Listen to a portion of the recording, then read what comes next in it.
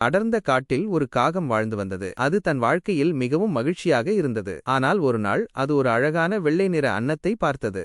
இந்த அன்னம் எவ்வளவு வெள்ளையாக இருக்கிறது, நான் மட்டும் ஏன் இவ்வளவு கருப்பாக இருக்கிறேன்? இதுதான் உலகிலேயே மகிழ்ச்சியான பறவையாக இருக்கும் என்று காகம் நினைத்தது. காகம் அன்னத்திடம் சென்று தன் எண்ணத்தை கூறியது.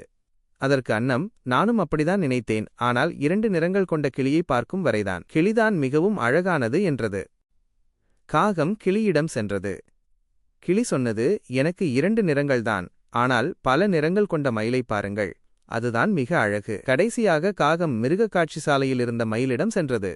மயிலை பார்க்க பெரிய கூட்டமே கூடியிருந்தது. கூட்டம் கலைந்த பிறகு காகம் மயிலிடம், நீ எவ்வளவு அழகு, உன்னை பார்க்க ஆயிரக்கணக்கான மக்கள் வருகிறார்கள், நீதான் உலகிலேயே மகிழ்ச்சியான பறவை என்றது. மயில் சோகமாக சிரித்துவிட்டு, என் அழகினால்தான் நான் இந்த கூண்டுக்குள் அடைபட்டு கிடக்கிறேன். உன்னை பார், உன்னை யாரும் கூண்டில் அடைப்பதில்லை, நீ எங்கு வேண்டுமானாலும் சுதந்திரமாக பறக்கலாம்.